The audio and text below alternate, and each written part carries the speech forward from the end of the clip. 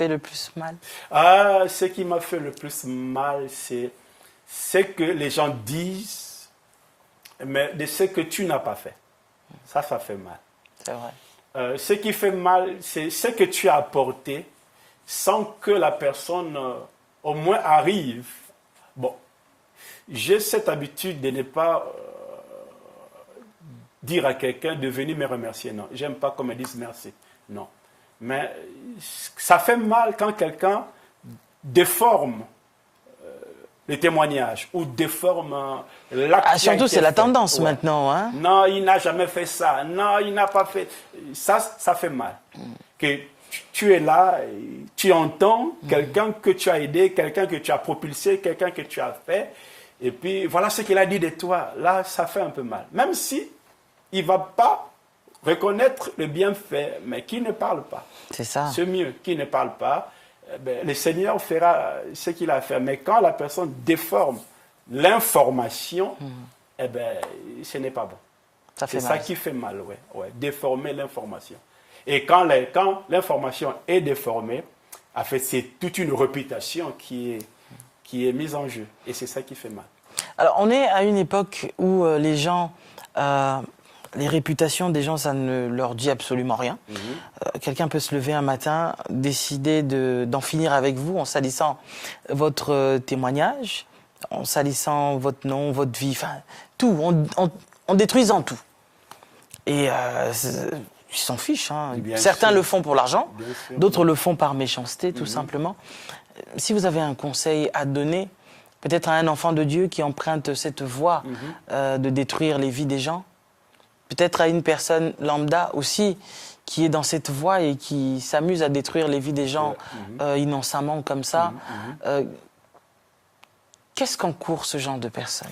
Je viens de sortir d'un programme de 12 jours sur un thème que j'ai intitulé « Une armée d'insectes attaque ma destinée ». Ah, c'était fort dimanche ce message. Ouais. Et j'ai parlé de 3 choses. La première des choses, c'est les constats de ce qui arrive.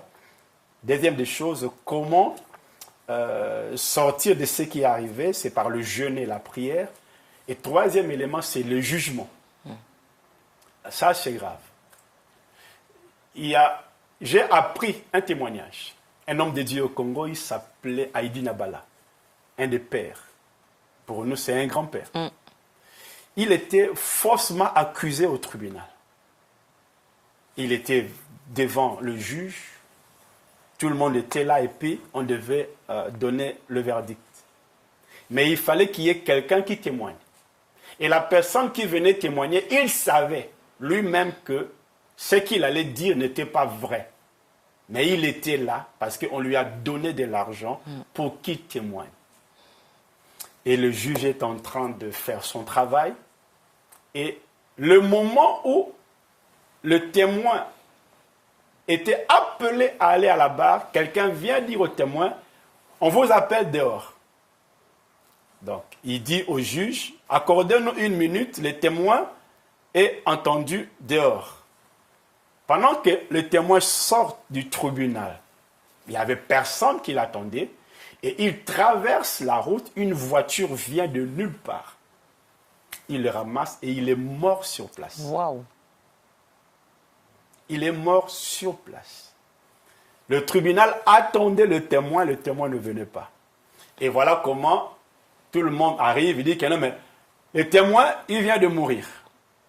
Donc le juge décide, comme il n'y a pas de témoin, j'ai dit que le pasteur ne sera pas condamné. Simplement parce que le pasteur n'avait pas fait cet acte. Moi, je crois qu'il y a un jugement de Dieu qui doit arriver. Même si, en fait, qu'on le veuille ou pas, toute personne, c'est ce que la Bible dit, c'est qu'un homme aura sémé, il le moissonnera.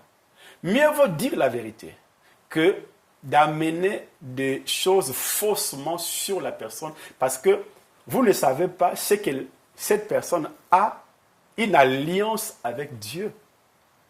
Quelqu'un que Dieu a pris exemple depuis sa jeunesse. Quelqu'un qui a donné toute sa jeunesse à Dieu. Il n'a pas connu la vie du monde. vous l'accusez faussement, mais attendez-vous un jour à des représailles. Même si ce dernier demande pardon à Dieu, mais Dieu va mettre sa main. Prenons les cas dans la Bible, l'histoire d'Absalom. Absalom qui est le fils de David.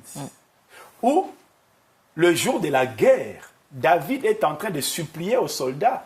Il dit, ne touchez pas à mon fils. Laissez mon fils tranquille. Mais qui a touché au fils? Ce n'est pas les soldats, c'est les arbres.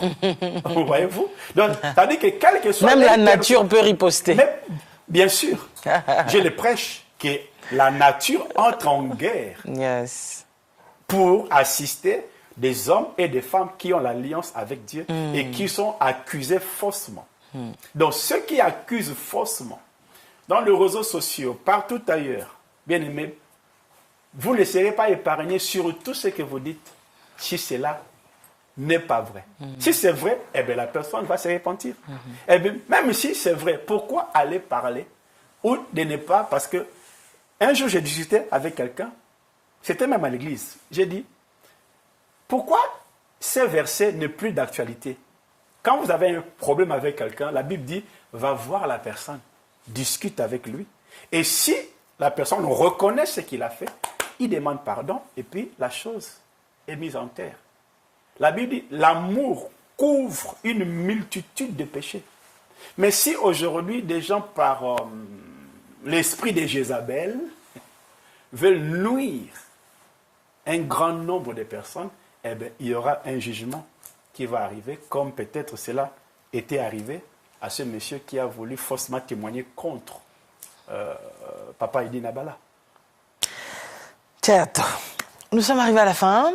L'homme de Dieu, vous avez un message peut-être à adresser à une personne qui nous suit? Le message que je vais adresser à une personne, c'est que Dieu relève toujours. La restauration existe. Amen. Personne n'est allé sous terre et resté s'il n'a pas crié au secours à Dieu. Personne n'a été humilié, rejeté, oublié. Et s'il a reconnu qu'il y a un Dieu et qu'il y a le salut, l'Éternel le relève